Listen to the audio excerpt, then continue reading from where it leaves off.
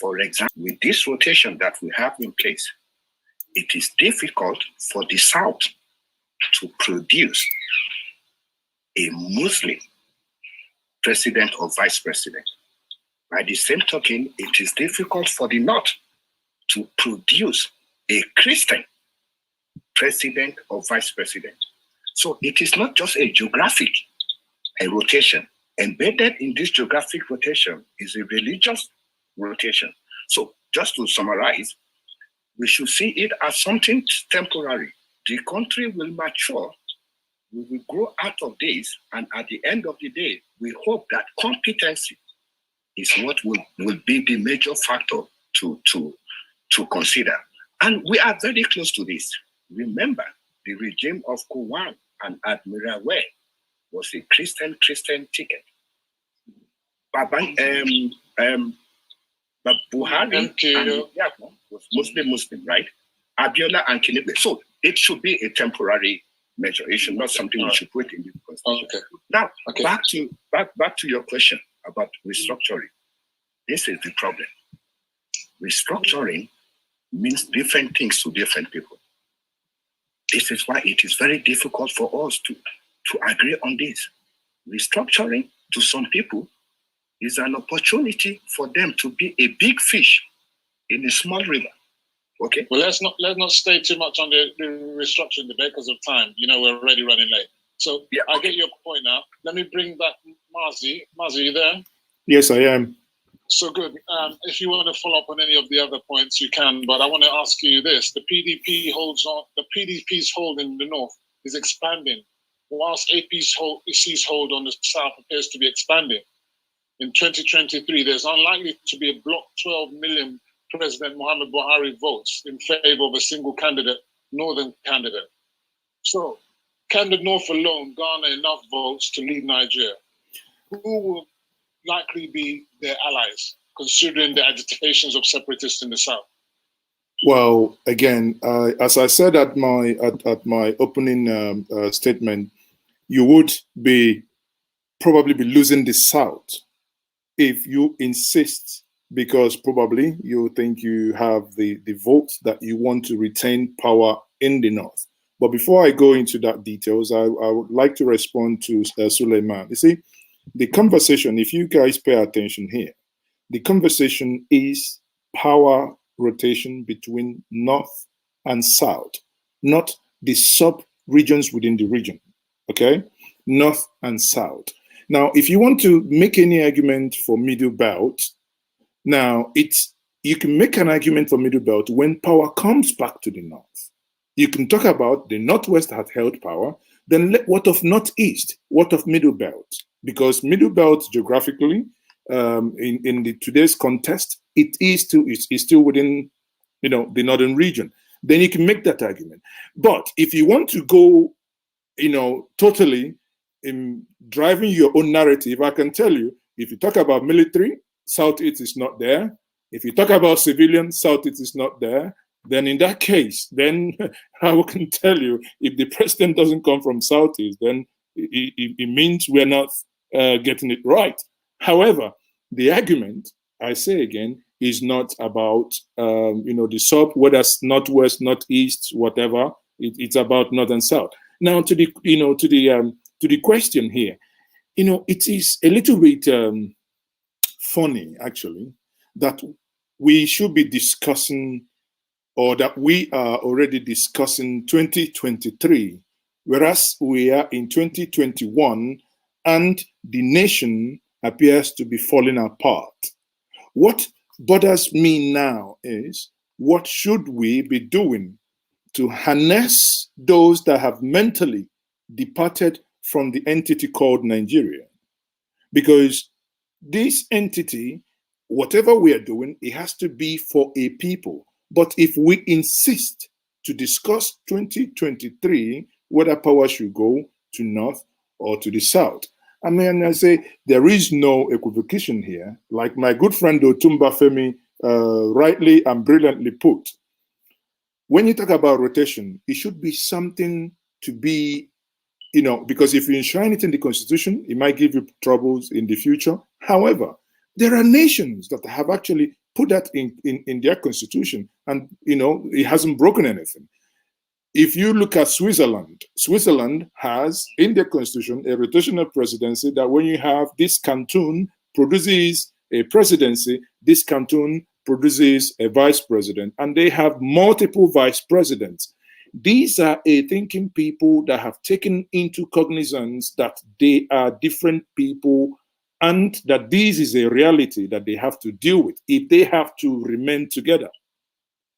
Ours, if we think that because of our ethnic numbers, because when we think about Wazobia, that is the Hausa, Igbo, Yoruba, being the bigger fish in the pond, we can swallow the others. I think that's, for me, that's actually not a very brilliant way of going into something that is more complex, because there are more nationalities. And the question remains, how do you, let's say for argument's sake, 80 years, if all these regions, the Southeast, the South-South, the Southwest, the Northeast, the Northwest, and the North Central, if all these regions produces presidency, so what? Do you now discard rotation and go into competence? But again, meritocracy. Again, exactly, meritocracy. But again, discussing, where the president, whether it's South or not, doesn't take away meritocracy. Every single state, if not every single local government in Nigeria, have enough competent hand to govern Nigeria if we are a thinking people and if we are serious. Okay, let me bring Otumba Ayola back into this question. Otumba, look, still on this rotation, before we get into the candidates from the north, presidential rotation is not part of the Federal Republic of Nigeria's constitution or part of the constitution of either of the two political parties. And there appears to be a secret gentleman's agreement within APC for rotation to the south. Why should 2023 be retained in the north when the southeast region has not held elected presidency since 1999 and even since independence? Absolutely. I think very quickly, if we go back into time, the issue about rotational presidency or rotational power is actually almost from the inception of democracy, or rather of independence in Nigeria, 1960, and it's still with us today. So it's not a new thing. Secondly, yes, a constitution actually should be set up and enacted to serve the people and taking into account their sentiments, their feelings, and their instincts, their idiosyncrasies. That's what a constitution should do. And that's why I'm actually fully in support of rotational presidency being entrenched in the constitution along the 6 geopolitical zones. Comoros Island, as is mentioned about Switzerland. What about Comoros Island? This is an island of just under 1 million people, formed of 3 islands, and since independence in, I think, 1970s, they've had about 20 coups in that small space amongst 1 million people. So some people will say Nigeria is too unwieldy, that's why it's this and that. But frankly, that's not the case. And the Comorans have sorted their problems by rotating the presidency around the 3 islands, and it's working for them. Likewise, Nigeria. The fact of the matter is that, yes, sure, politics is a game of numbers. But again, democracy is not just about the majority and the way, but the minority and the protection of their rights. So if, let's say, we have what we have, which is you must win 2/3 of the states. So all that the North probably would have to do is to just take either the Southeast or Southwest, and they can carry on providing the presidency ad infinitum. But one thing I need to say quite quickly is that the situation in Nigeria, as Maz has referred to, is quite dire. And the reason for that is the feeling, whether real or perceived or fabricated, of marginalization, of being frozen out of power, and so on and so forth. Personally, I don't think that's the case, because even under the current dispensation, we have the president, the vice president, the Senate speaker, and so on and so forth, who are actually, House of Rep speaker, sorry, who are actually from various geopolitical entity. I think the Southwest, perhaps in the top echelon, is probably the most marginalized. But every other region, from North Central to South to Southeast, are represented in that forum. Going forward, the way I think for Nigeria to step back from the brinkmanship which we are currently is for everybody to have a feeling and a sense of belonging. And how do you do that? If you entrench rotational presidency around the 6 geopolitical zones. And of course, in each zone, from time to time, they'll need to, of course, determine who gets what. Currently, the Yoruba Southwest have produced 2 presidents, let's say from Ernest Shonekon to Obasanjo, and currently the vice president. But when you actually look at that, all 3 of them are actually from Ogun State. So Yeah, that's my state. That's actually not even what within Southwest. But that's something to consider. So there's going to be a bit of drill down. Let me bring rotational around the 6 geopolitical zones. Let me bring the honourable in. Honourable Abayomi, look, you mentioned that the marginalisation of North Central. They're talking about rotation. They're talking about marginalisation. I want to go back to this rotational presidency provision. It's not in the Constitution. It's not even in the political parties. However, there's said to be this gentleman's agreement made in dark rooms of rotation between the North and the South. But I'm sure this agreement is not going to see the light of day, as your governor, YAHAYA BELLO, is openly expressing his intention to contest in 2023. I guess he's not party to that agreement in APC. What do you say to that? Yeah, thank you very much. Governor YAHAYA BELLO is not actually considering presidency because he's from the North Central, but more particularly because of competency, capacity, and of course, the ability to pilot the affairs of the nation. Rotational presidency is important because every region and every political zone should have that sense of belonging, that sense of acceptance that, okay, Nigeria is for all and Nigeria is for one. Like I do say, it is important that we remember that North Central is not just part of the North, is a major part of the North that should not just be left aside. Okay. Well, Honorable, what I would say to you is, what do you say to those who are saying that means that Governor YAHAYA BELLO is not a team player? He's part of APC. They have this gentleman's agreement. Is he not a team player? I didn't get that, please. What do you say to those that claim that Governor YAHAYA BELLO is not a team player? He's a member of APC. APC say they have this gentleman's agreement of rotation to the South. So if he's not falling in line with that, he's not a team player. Governor YAHAYA BELLO is a perfect team player. And I believe that you know very well. And aside that, the APC at the moment hasn't even discussed anything about rotation. So it's not solidified. That's why the idea, let me quickly add this, please. The idea of rotation was the making of the PDP at that time. That was zoning. That was the zoning thing. So it wasn't an idea of the APC. And I tell you sincerely speaking that the APC strongly believes in fairness, equity, and justice for all. And so even when the time comes for the debate as to rotation, where it should go to and all that, I am very, very confident that the APC will do justice. Okay. We're going to go on a break now. We're going to come back. But when we go on a break, we'll come back and we'll look at, I know I missed Yusuf for the second question, but we'll bring you up in the second part of the question, in the second segment. So we're going to look at particular candidates from the North before we go on to specifically about YAHAYA BELLO. So we're going to take a break now. So we'll see you out of the break. Enough is enough, Esorosuke.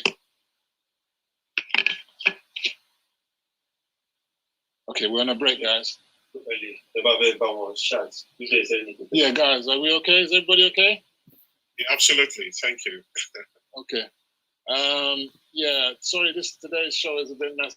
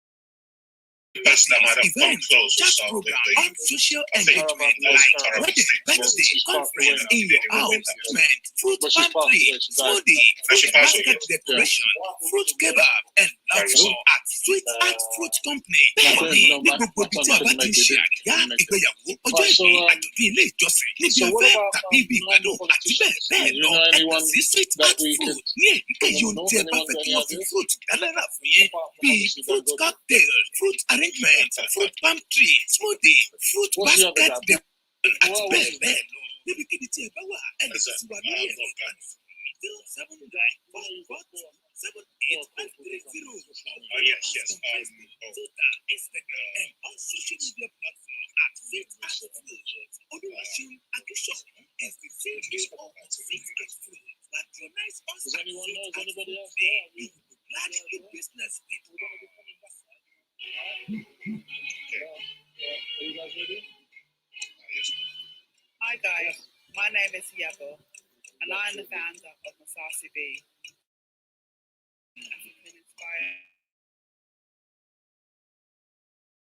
All details are in this video.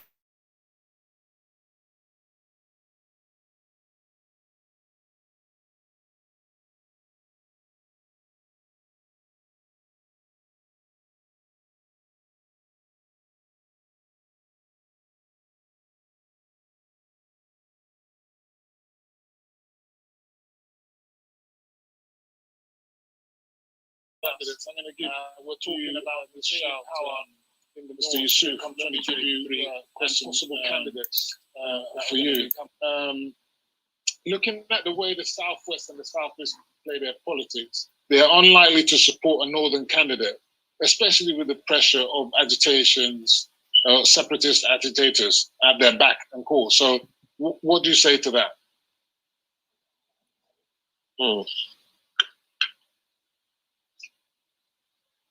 Well, definitely, I had one of the guest speakers talk about this guy from Kogi.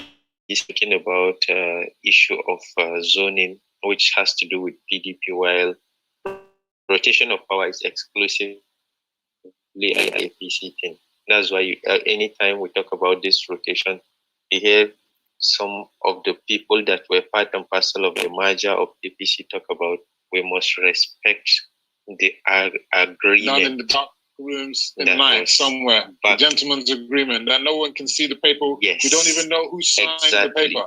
And none of the people who supposedly signed it have come to admit to say, yes, I signed that paper. Yeah, but they always talk about the a handshake. But they always talk about just a handshake. Just a handshake. Okay. So maybe there will be some manuscript somewhere that we are yet to dig out, but they will definitely come out when the time is right.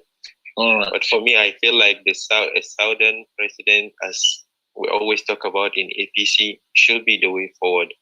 Okay. Doesn't matter which part of the South. And you're a northerner from North Central, yes. State, and I am Benue State, isn't it? Yes. Okay. And good. sincerely, what YAHAYA BELLO is doing, if he is genuinely serious, I am not a supporter. We haven't got to YAHAYA BELLO. Let's start talking about him. So let's start talking about the candidates, and I'm going to give. I'm going to look at what. Let me just get onto the screen. I'm going to give Mr. Adegbelu Gbeligwe the first option on these candidates. So amongst the list we have the ubiquitous former Vice President Atiku, always contesting. He's from the north. He's most probably going to put his hat in the ring for the PDP. We have former Senate President Saraki, another North Central chap, outgoing Governors El Rufai of Kaduna. He could possibly be gunning for it. Governor Otim of Benue, your governor, Yusuf. We've also got Lang of Plateau. Who knows? Is he going in the hat? Tambuwal of Sokoto, another one. We've also got Ganduje of Kano, who some refer to as Gandola. I don't know if he's going to be able to get over that scandal at the end of his term, but he's there. There's also people talking about the new governor Zulum of Borno, and then I think there's Kwankwaso. He's also another potential presidential. He has potential presidential ambitions, and of course, last but not least, we have the youngest elected governor in YAHAYA BELLO of Kogi State, but we'll speak to him in the next segment. So, Mr. Adeboluwe, what do you think of these people that we've mentioned here? And I'm going to put it open to everybody. What do you think of them for power to retain in the North? Unmute. Mr. Adeboluwe, are you there? You turn on your mic. It's muted at the moment. Can you hear me now? Are you there? Yes, we can hear you. Go ahead. Okay, thank you very much. Thank you for that question. This is the way I will approach that question, okay, from my own point of view. First of all, from the list you have presented, constitutionally, all the names you mentioned are qualified based on the constitutional requirements. But for me, this is what I will be looking at. The first criteria is to rotate power, the criteria of rotating power from the north to the south. So anybody on that list that is not from the south, first of all, I will personally will not meet my criteria for 2023 because it's about first of all you need to meet this gentleman's agreement, and then secondly, this will be my condition, right? This is what I'll be looking for in those candidates. I will be looking for somebody that satisfies what I call the 4 C's: continuity, consolidation, competence, and character. This will be the criteria I will be looking for in 2023, and aside from North-South rotation. Okay, so of these that mentioned, do you see any of those that you think can follow in with those four C's? Yeah, exactly. So one person from the list that you have mentioned, one person that overwhelmingly meets these 4 C criteria for 2023, in my opinion, would be Professor Yemi. No, but he's not in this list. He's not in this list. He's not in this list. So, okay, my answer would be nobody in that list meets my criteria. Okay, let me go on to Mazi. Is it okay? Are you there? Yes. Mazi? Yes, Mazi is okay, sir. Yes, Mazi is okay, sir. I'm laughing. Reason why I'm laughing, I probably will give you the shortest answer. All the names you've mentioned are good for vice president. They cannot be president if we want equity and fairness. That's my shortest answer. Okay. And if you were to take, who would be your preference for vice presidential candidate of this list that we've got there now? Well, again, we must look for, based on the experience or things we are currently experiencing now in Nigeria, if at all, we must look for someone who is a cosmopolitan Nigeria. Okay, so which of them? Honestly, put your head out, your neck out.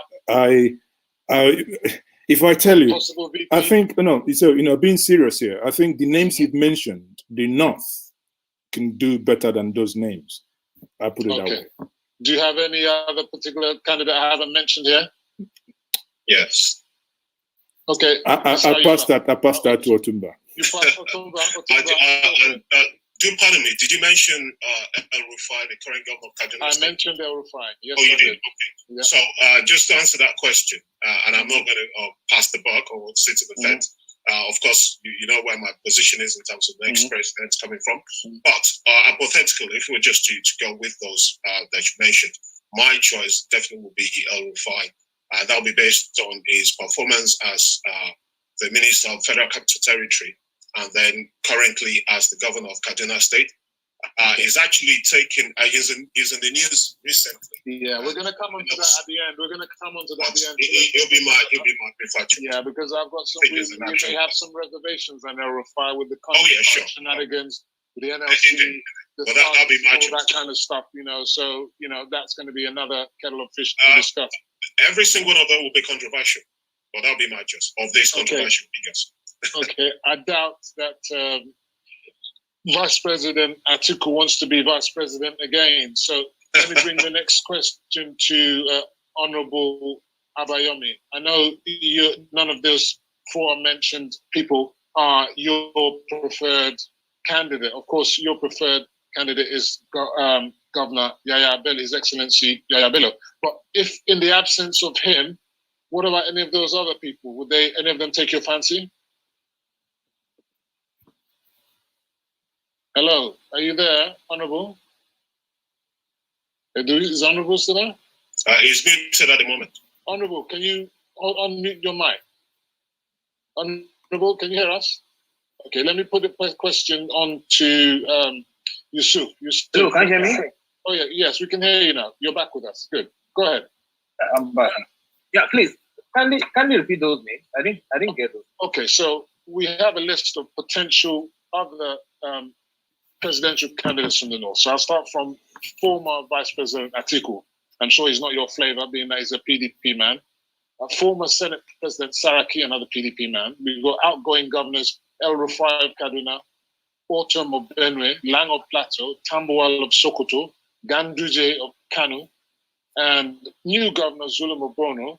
And also we got, I think his ex-governor, is it Kwankwaso, is the governor, ex-governor? Of those, yeah, of those. And some of the panel are saying that they would be better preferred as VP candidates as opposed to presidential candidates. Which of them, apart from your principal, would you put your neck out for? I won't put my neck out for any accidental president. Okay. Only YAHAYA BELLO for you. Okay, let me ask you this question then. This is a follow-up on that one. Nigerians will be saddened to hear that in this list that we've put together of potential northern candidates, we've focused on the same old politicians, the same people that Nigeria say have caused the mess that we're in right now. So who else in the north, from the new breed of politicians, can we call upon? Some people have said Sheikh Gumi is a potential presidential candidate because he seems to perform wonders with kidnappers and he can perform the unbelievable. There's also CEO Dangote. What about him? Or the head of the CEO of Boa Group. Some have even said go back to President IBB. What do you think about those? Frankly speaking, you're not enthralled by any of them either. Go ahead. Can I talk now? Yes, go ahead. On all right. Yeah, thank you. You see, frankly speaking, we should.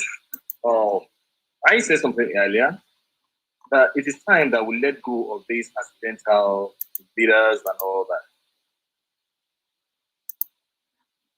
What we need now as a nation is a purposeful leader, a leader that can take us out of this quagmire that we are in already. And as a matter of fact, we the youth of Nigeria, we are waiting for YAHAYA BELLO to come out and contest. He's proud to his emergence as the governor of Kogi State. Let's not dwell so much on him because we're gonna, after the break, we're gonna concentrate on him. So you can go in depth on him after the break. So let me just bring the last question before the break, and that's going to be to Yusuf. Yusuf, are you there?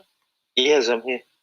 Good. And the question I have for you is that we talked about all these particular candidates from the north, and we haven't mentioned any female candidates. Is there, and I know that someone previously was talking about Mama Taraba as a possible candidate from the north, but unfortunately, she passed away not too long ago. I want to know that someone has said to me that what about the possibility of a vice president of Aisha Buhari as being the vice presidential candidate? What do you think about that? She's very outspoken and she can hold her own, and she's got very strong views. Is that a viable option to have President Muhammad Buhari staying in Aso Rock as the first man or as the husband of Nigeria's first female vice president? What do you think about that? It's going to be the shortest answer. Is a no, because she will decampaign and demarket herself by herself. Okay. Yeah. So she's no good. No any other females from the north? Oh, you know there is like in the north, leadership for women is more especially from the Islamic part. It's not, I don't know how to say it, but it's not something they normally go with.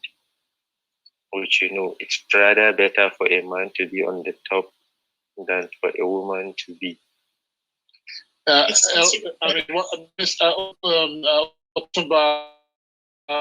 Rufai, And I remember in the 2019 election, Yes. he actually had a female, all Muslim ticket, a female vice deputy governor.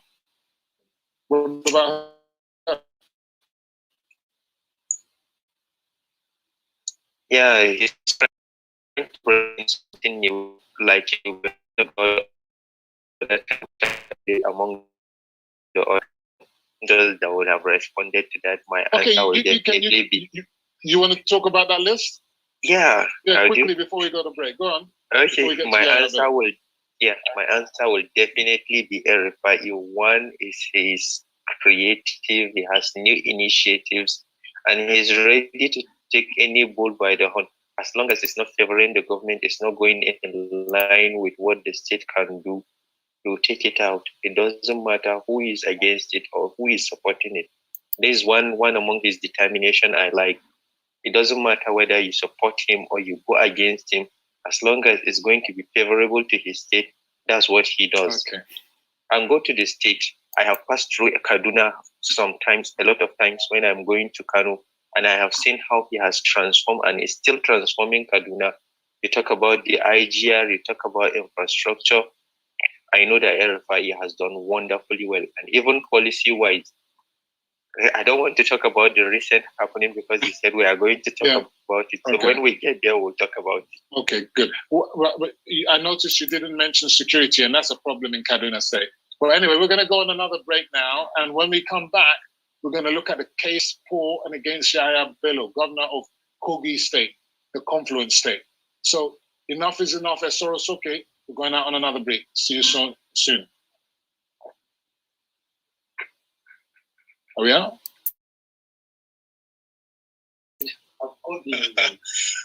One name that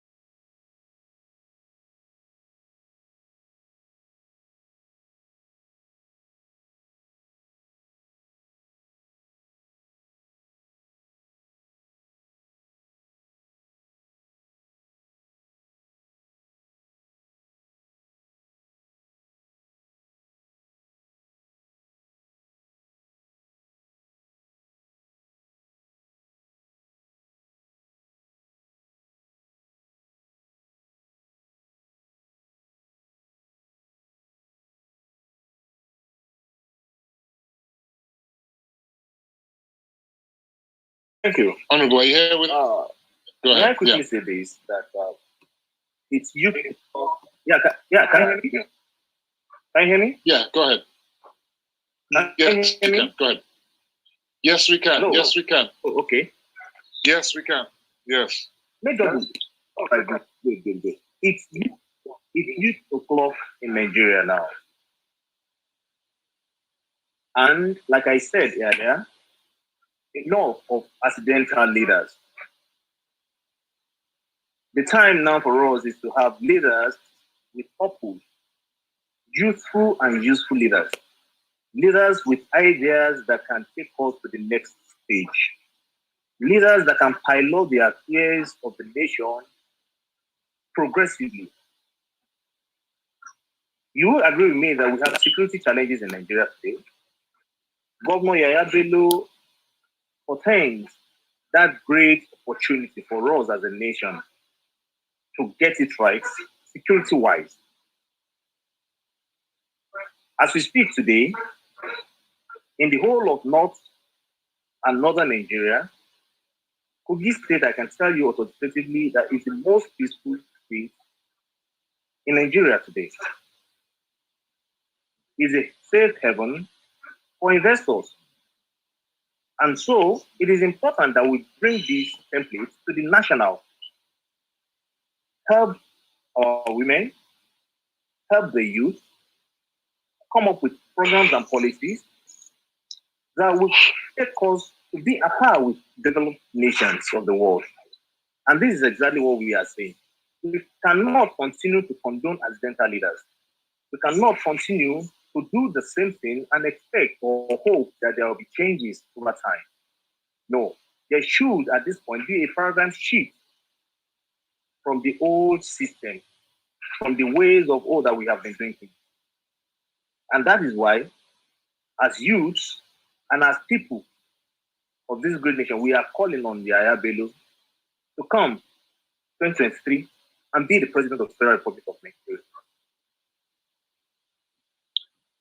Fantastic. I appreciate that. I want to take this question to, yes, I said, yes, thank you for that. We appreciate that. That was a resounding call for the case for His Excellency YAHAYA BELLO. Let me bring Otumba Adegbelu, yeah?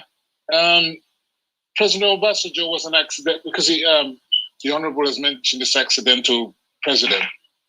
President Obasanjo was an accidental president, and he was twice that. First, when the untimely death of late Murtala Mohammed, and then installed as a compensation for the Southwest when the alleged poisoning of MK Abiola. Goodluck Jonathan became the lucky accidental president with the death of Yaradua. Is history set to repeat itself with YAHAYA BELLO, who emerged following the death of Prince Abubakar Audu as the ABC winner of the 2015 Kogi elections before his untimely death? Is he yet another accidental leader? Very much.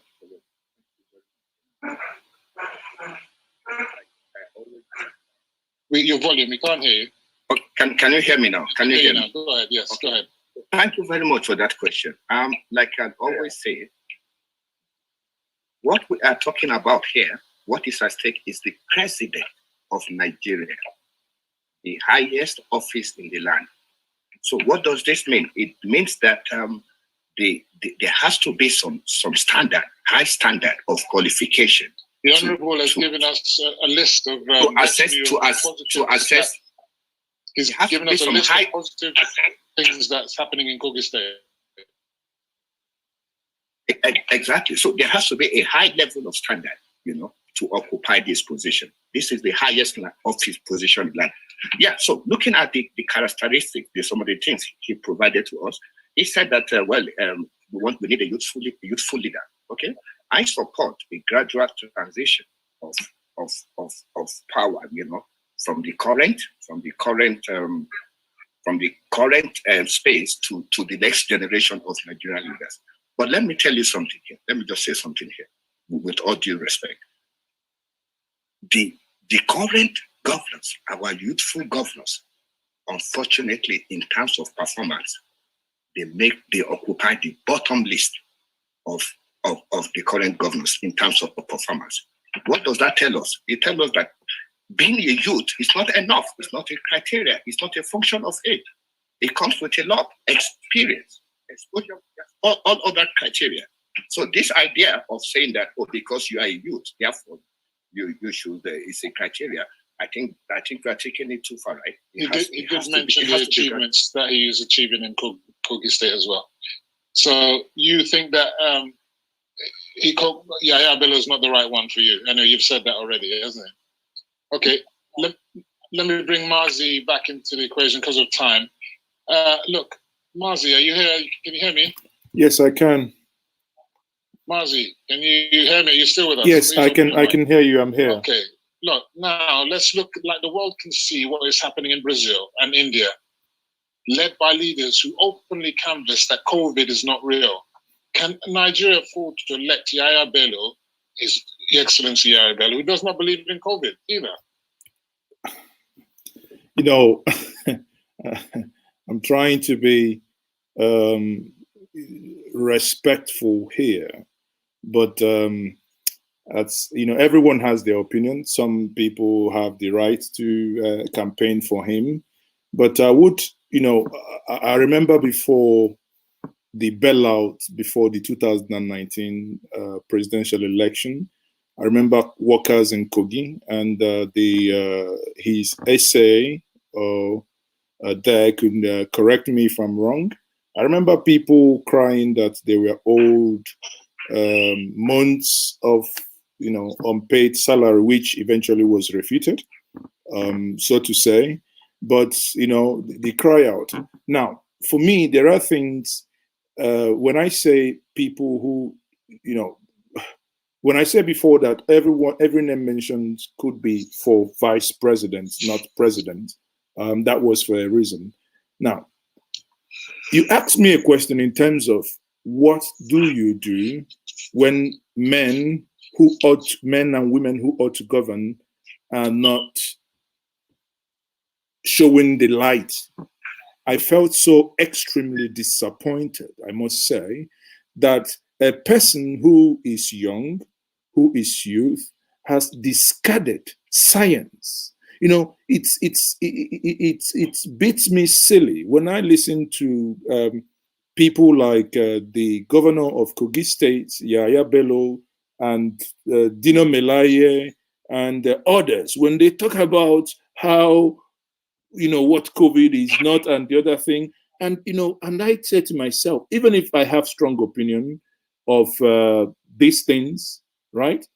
As a leader, there are things you shouldn't say. And imagine you elect the same person as your president, and suddenly you have what we had in the case of Ebola during the time of Goodluck Jonathan, or you have in the case of COVID-19, rather than, you know, get your people together to find ways to stop this. And someone is actually doubting if that disease is real or if it can actually infect. And you ask yourself, bear in mind, before we had about 2,400 people dying daily in the United Kingdom. And when they started vaccination, Europe was saying, oh, AstraZeneca, blah, blah, blah. But they continued, because when you deal with empirical evidence, they continued, and today you have less than 10 people. Again, people with extreme vulnerability are the ones that die. So the question then to me is, what makes a leader? In times of crisis, the crisis could be security. I mean, I'm not in Kogi. Let me take whatever my good friend there says is happening in Kogi, that he has secured that place. Fine.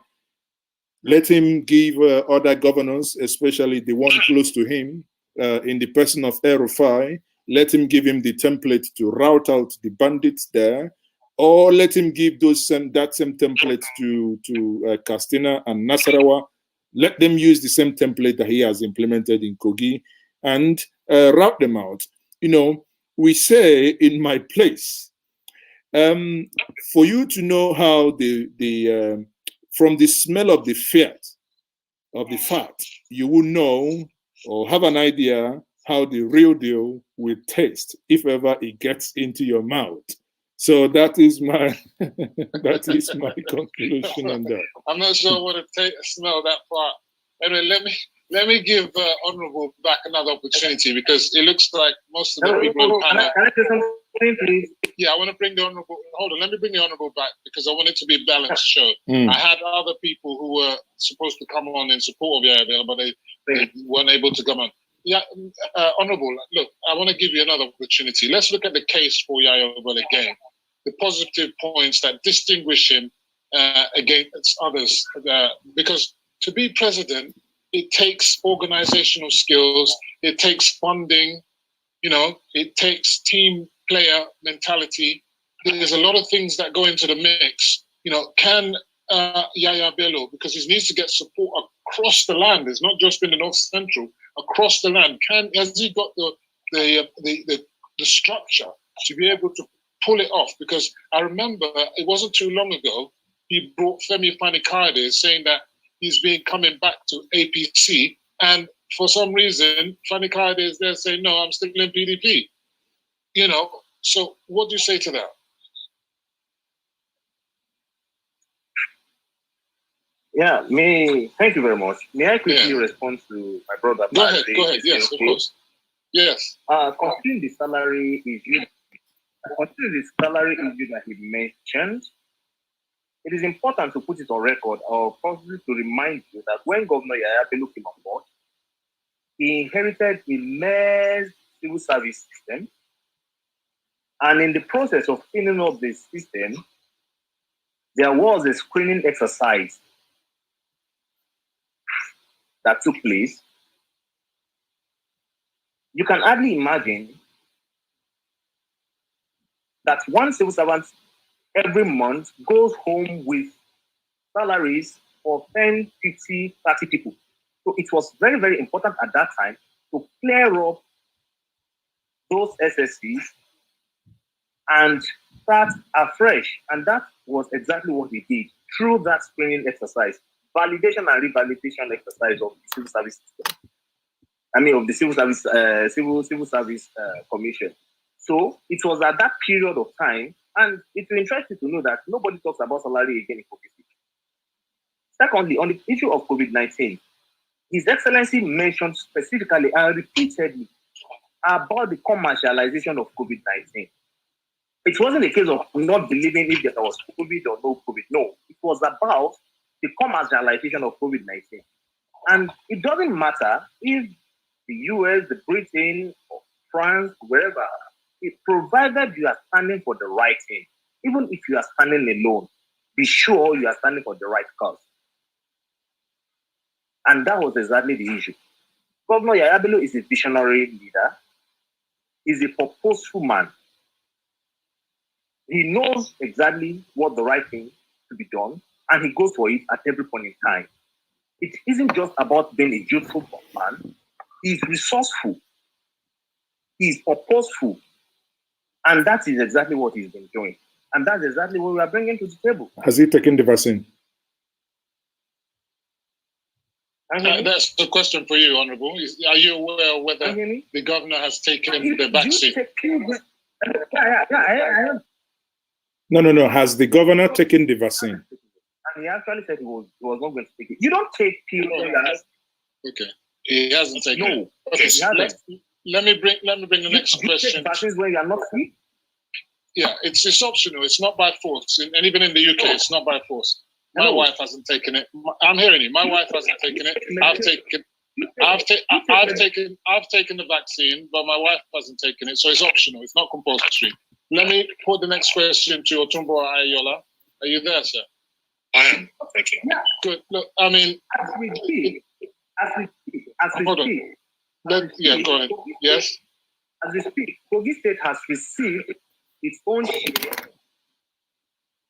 Hello, can you hear me? We're hearing you. Go on. Carry on. We're hearing you quickly. Can you hear me?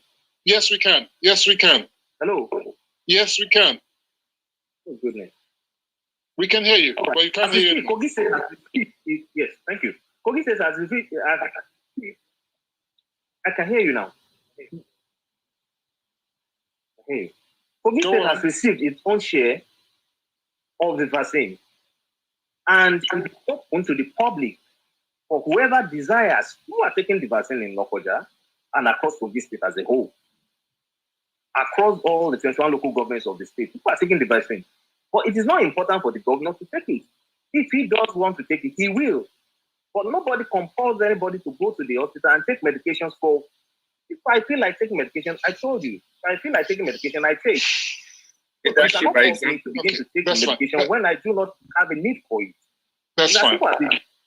That's fine. That's a genuine position that people are taking.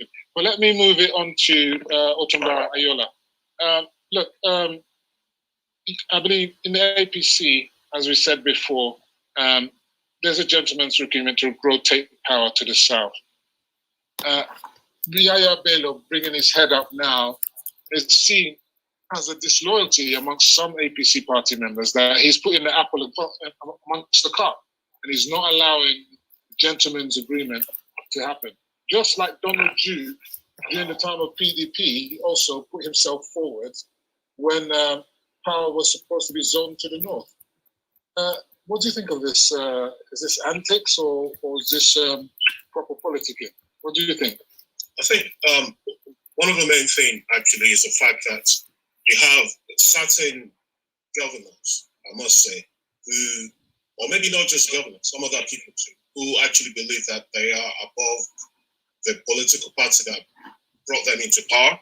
We've seen that replete all over the Nigerian political landscape, where governors just simply believe that they are the power brokers and they can do anything and just simply contravene perhaps what their party is saying. And this is just an example of it. I would have wanted Governor YAHAYA BELLO to put himself forward when the time is right. He's 45. If we still have Atiku, who's still challenging, President Buhari challenged about 4 times, if I'm correct, so he can still have his time. So I think I'll agree that this is just simply putting the cat amongst the pigeons.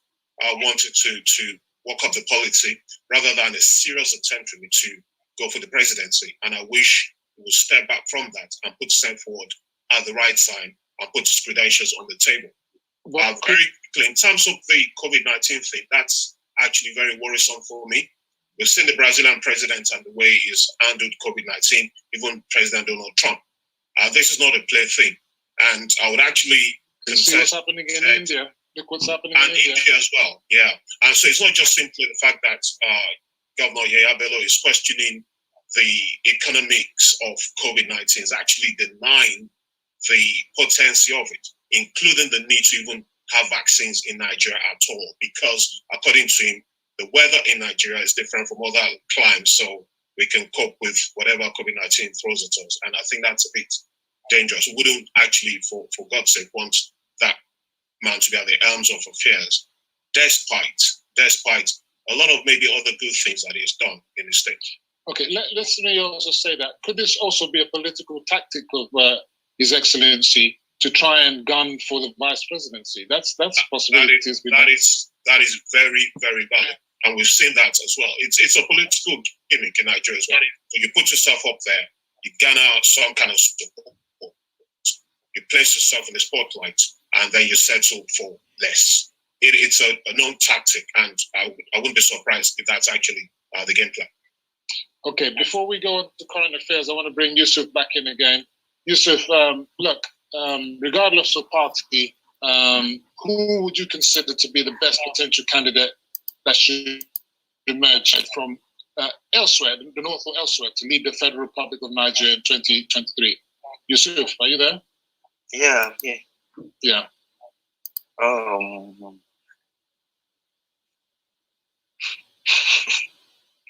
I don't know what to even start. Yeah, I don't know how to start, but yeah, we need somebody that is firm, somebody that is competent, somebody that is healthy. More important, very important. Yes, if I can get these 3 things, I think I'm fine.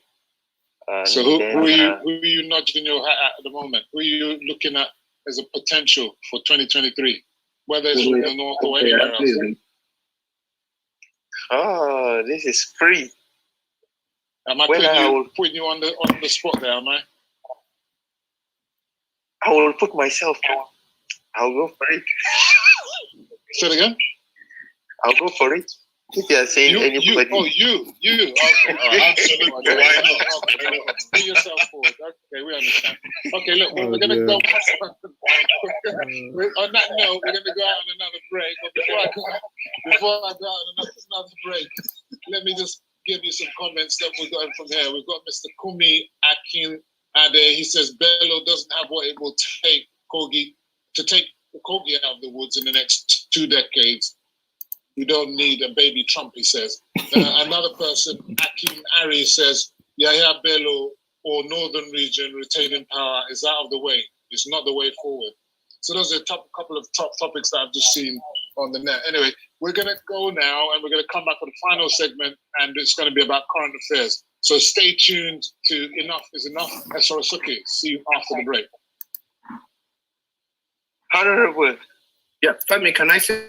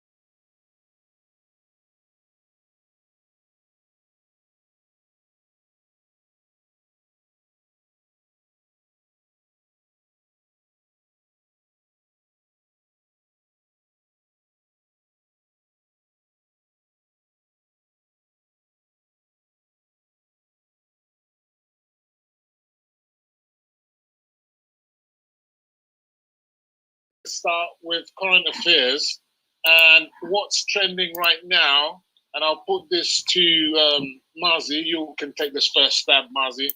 Is that Governor Ayade has now joined APC. So some people say that the PDP is waning whilst APC is growing despite the poor economic and security index. Ayade cited the insincerity of PDP leadership and its manipulation of social media to endanger the country's security and unity. Whilst others say that he might be seeking a safe haven to shield himself ahead of possible corruption allegations once his immunity is over in 2023. What do you see of this? Well, the only, you know, you want to click on these ones because we want to run through to the end. Yeah, you know, when politicians jump ship, suddenly the ship that they were yesterday start smelling. While there, it never smells. You got a thing for smells, haven't you? Yeah, you know, you know, it starts smelling because you know, when a system smells, everything for you smells. So that's the thing. Now, he has jumped ship, and listening to him, he's saying that XYZ happened, and X. Now he's gone into he's coming to APC. It reminds me what the former party chairman Adams Oshomole once said, that once you come into the party APC, your sins are forgiven. I'll leave I mean, that's what he said. These are his words. I have the video. Therefore, I will leave the final details for the viewers to digest. I'm not saying by this statement that there is anything for him to hide, but I'm just opposing something a former party chairman said, that when you come crossover, your sins are forgiven. Okay. Is he a sinner, political sinner? I do not know. I leave the viewers to do the justice. I'll continue with you. So basically what you're saying is there's no smoke without fire. And of course, with smoke, there's a smell of smoke, isn't there? So you like that smoke. Anyway, I want to bring Otumba Adegbolugbe back onto the scene. Are you there? I want to put the mic on. So again, another trending issue, you've got the Attorney General of the Federation, Malami. He's likened the ban on open grazing and restriction on commercial motorcycles in the South to restriction on freedom of movement. This is coming from the chief legal advisor to the federal government and Nigeria. Are these statements not enough to fire him? He has proved repeatedly to be inept and incapable of carrying out the functions of the AGF. The AGF office satisfactorily today. We can also recollect his initial comments about Amotekun. What do you say about this Malami, man? Yeah, so thank you very much. That is a very, very good question, and it is something I have wondered. That statement from Malami was very, very unfortunate. And that leads me again. Your volume. The president himself, okay? Malami is occupying the position he occupies today because of the inability of the president to choose the right people to work with him. And that is what defines the president's capacity today. Now, let us look at Malami's statement. The government, this same government, came up with a process, right? A solution of ranching. The government adopted ranching, that they would build ranches all over the country. What does that mean? When you adopt ranching, right? You build ranches. That is indirectly a ban on open grazing. You cannot have ranches and have open grazing. Both of them don't work together. So what has the southern governors done? The southern governors are simply implementing the federal government directive on building ranches by banning open grazing. So the flip-flop, this U-turn from Malami is very unfortunate. Okay. I support it. Yeah, just very, very briefly, right? And let me just say this. Malami should say himself, I'm an APC member, I support this government, but Malami should say himself as the Attorney General of the country, not a section of the country. His position was totally unfortunate. Okay, let me just add to that the fact of the matter is that if you are doing open grazing with your cows and you're on another man's property, and that property, as you know, doesn't belong to you, the herder, and you don't have permission of the owner of the land, Top-up, you have automatic. So I just can't understand. I'm phone just ya befuddled for over the at phone what, and go see the the Attorney phone General ya is saying. bro me hen no Anyone dika that's carrying cows onto on a private him or the property go on is network they would trespassing. send card the Trespassing other is day a on crime our work. and it's punishable. So there you go. Let's move to Senate, to the Honorable, I want to bring this question to you, Honorable Abayomi.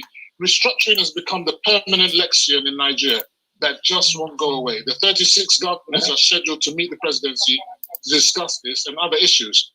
Should restructuring start with them, the governors, with the implementation of PMB's President Muhammad Buhari's Executive Order 10?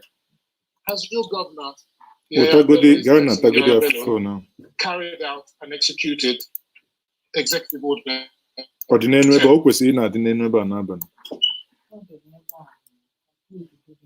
hear that? Hello? Honorable, yes, we can hear you. Phone now. Honorable, can you hear us? Yeah, can you hear us? Okay. Is Honorable there? Honorable, take off your mute. You must be on mute. Okay, let me take the next question to Mr. Ayola. I'm just looking at it. Maybe you'll ask that question. On auto. Mr. Ayola, are you there? Mr. Ayola? Yes, sir. Okay, good. Now, I want to bring this question to you because you mentioned that's what I'm looking at previously we talked about El Rufai. With the attacks on the NLC demonstration by armed thugs in Kaduna, it's no wonder that kidnapping, banditry, and criminality reigns supreme in Kaduna. Can El Rufai absolve himself of complicity in this action, which is clearly a breach of power that ought to be subject to investigation? Is El Rufai's call for the arrest of the NLC president for economic sabotage tenable under our constitution? You say that El Rufai would be a good candidate. In the light of this, it doesn't sound like he's the right candidate for Nigeria. Sounds very dictatorial. I think in terms of that, and again, of course, I would not condone any manner, shape, or form the attacks on representatives of the NLC or, in fact, on anyone else for that matter. We know that jungle justice and that extrajudicial punishments and killings and so on could be a bit rife in our country, but I would not condone that under any circumstance. Again, of course, one cannot say quite categorically that it's the government who's behind that. And I'm just obviously saying that in terms of no firm evidence. But what I would say, though, in terms of the way I see what's currently going on in Kaduna State, I've always believed, and I hold on to that, in that almost, in fact, all the 36 states do carry a bloated workforce. And what El Rufai is doing in terms of trying to trim the workforce is something which a lot of governors shy away from. You know, they rather hold on to populist ideas and populism rather than focusing on issues that really need to be redressed.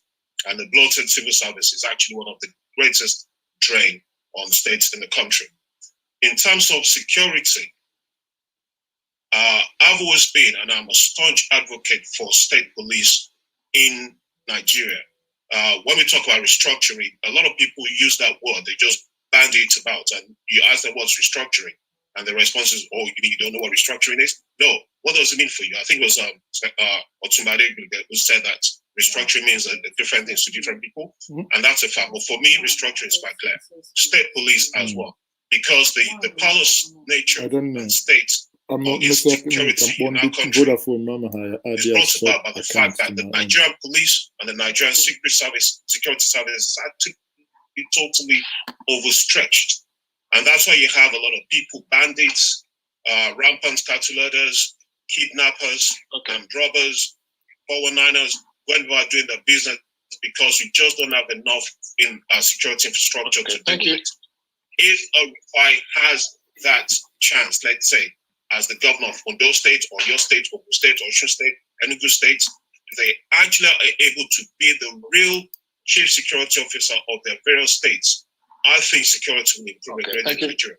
And that's something that's sort of Thank you very much, Otumba. State security. So you're still standing by El Rufai. That's great. Let me bring in... it's not going to be there in 2023. Let me bring Yusuf back into the mix. You talked about restructuring and other avenues. In the light of the shortfall of FARC allocation They said there's no more money anymore. The FX shortfall, which is mainly due to subsidies on fuel imports. The Nigerian Governors Forum, who's supposed to be there for the people, has agreed that fuel pump price should increase to 385 naira per litre. It's currently 155 to 158 naira per litre. So Nigerians should brace yourselves as governors agree to this price. Are they looking out for themselves instead of the people? Hello? I'm here. So are these governors really thinking about the people, or are they just thinking about themselves? Obviously, they aren't thinking about the people. They are thinking about what's coming to their states, because even from the digits they are talking about how much the government will save and how much goes back to the federation account. And once that money goes to the federation account, it means that there is more FAC sharing, monthly sharing for them. They are not concerned about us. Neither are they concerned about a whole lot of people, that the electorates, the masses. When you increase this fuel pump price, it will surprise you a lot of people that have been able to survive on 500 naira a day, and by the time you make this pump price to go as high as almost 500 naira, then a lot of these people will not be able to survive on that 500 naira a day. Like, seriously speaking, in the north, you can spend 100 naira for breakfast, 150 for lunch. It will surprise you, and then as a single person, another 100 naira or 150 in the evening for dinner, and you go back and sleep. If you are doing like some of these menial jobs, 500 naira is good enough for you.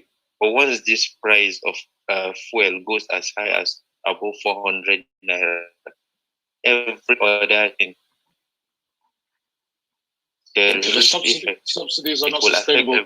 Honorable Abayomi, are you back? Are you there? You know it's not sustainable. At some point, it has to be cut. Honorable, are you back? We're almost coming to the end. I wanted to get you back on that question about the restriction and the 36 governors. Honorable, are you there? He's not there. I can't. Honorable, can you hear us? Okay, I'm going to give the last question to Mazi. Mazi, are you there? Yes, I am. Right. It appears the southeast and the south-south are on the verge of a total collapse in security, going by the rate of alleged IPOB and ECN ransacking and destruction of INEC offices and police stations, as well as the all-out assault and attacks and murder of police officers, with destruction of their vehicles and taking out their arms and ammunition. How is this going to be addressed? I know you spoke to the fact that Nigerians, as it were, are not speaking about one Nigeria. They're all talking about separatism, but now they're destroying their own neighborhoods. They're destroying their own people who are there to secure them. Now, What's the way forward? I would speak more on the southeast. That's my constituency. And what is happening in the southeast is on Igbo. What is happening in the southeast is on us. Now, it is, and you know, I've had this conversation and argument on a BBC before. You know, it is very, very precarious for us to pin this, what is happening in the southeast, to a particular group without any empirical data. I have spoken to people who say this is done by Group A. I'll give us an example. We have the Imo State government, after the prison break, come out, is part of the APC, say this is not done by APOP or is not done by ESN. We have police within hours of the incident saying this was done by ESN. Now we have the Ebony State governor, who also is the chairman of the Governors Forum, come online, say most of these killings are not done by APOP. So here we are, you and I, we do not read security reports. However, men who read security report every single day are singing from different hymn books. For Christ's sake, when are we going to have sanity? You know, no one should push us to a point, or me to say this is being done by A or it's being done by B, because I don't know. I'm not a soothsayer. What we just say, unknown government, but it's done by someone. But exactly. We all know who it is. No. What we've been hearing is this is being done by unknown gunmen. So who are those behind unknown gunmen? Unmask them. The Southeast, until about 2 months ago, was the most peaceful section of this country. Now, there are people telling me even today that there is a fifth columnist working in the Southeast in order to bring Southeast to where Northeast was, or Northeast is. Are you aware of the commander that supposedly did the Owerri attacks was killed recently? Yes. Okay, you remember? You heard about that? Yes, I heard. He was being mourned by Nnamdi Kanu here in the UK. Are you aware of that? Well, it's he has the right to say whatever he wants to say. But no. You see, let's not deviate here. What we're talking about is is that insecurity. Now, the nitty-gritties of how, if the person they killed was part of them, or that if he was how do I put it? If he was part of the people that attacked that, then let investigation reveal these things. It's just like, remember when Yusuf was killed in 2009, I remember I had an argument with someone. I say, you caught a man, Yusuf, in 2009.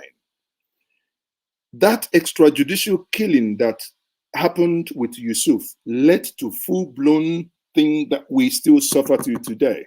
Had it been that when they caught, that Yusuf was caught in 2009, that he was tried appropriately, everyone will see that he is the one behind this, and please throw him in the prisons and throw away the keys. This is what, and this is how we must begin to operate as a people. I agree with you, but remember that Nnamdi Kanu was on a trial and he managed to let's not again. No.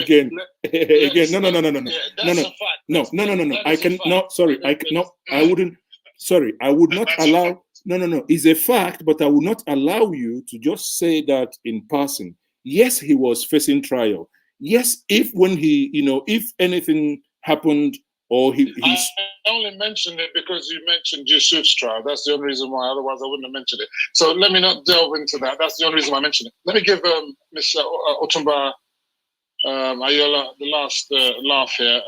Look, are you from Ogun State, Mr. Ayola Otumba? I'm from Osun State. Oh, okay, well, I was thinking that because you mentioned Ogun State a few times and that all the presidents have been from Ogun State. But this is an Ogun State issue. I'm from Ogun State. We've had the arrest of this SSH, Governor Dapo Abiodun, in JFK Airport for alleged 350,000 benefits and identity fraud.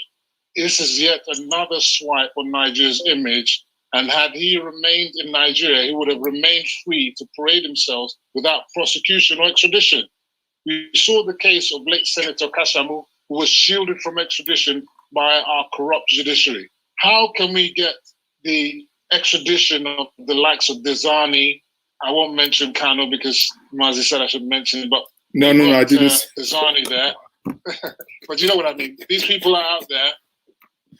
We can't, deliver extradition to the West, but we want them to extradite people to us.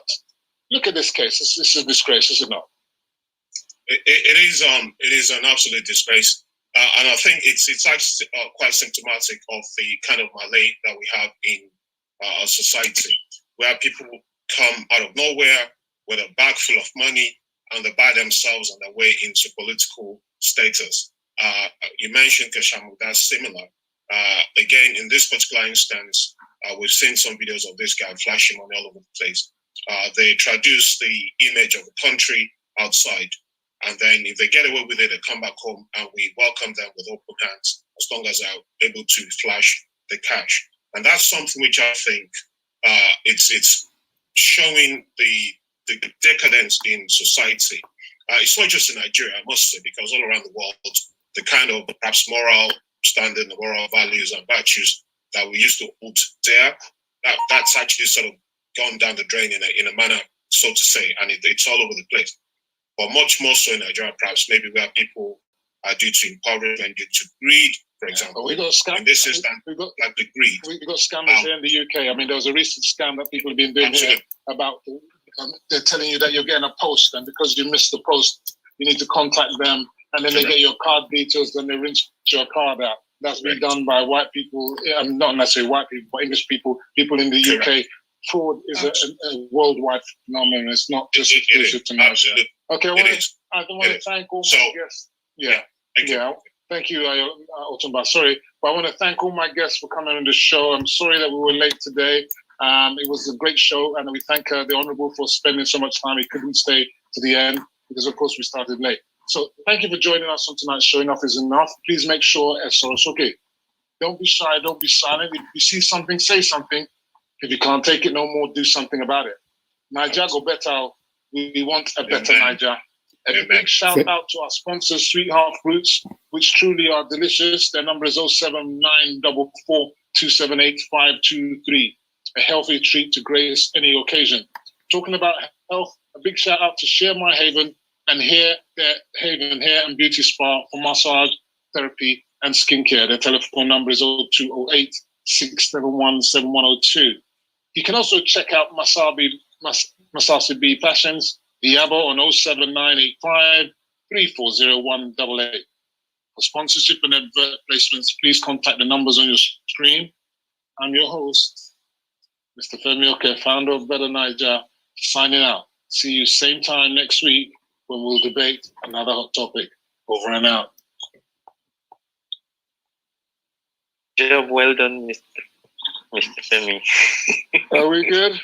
That was nice. That was very nice. Yeah. All right. Thanks, guys. The Honourable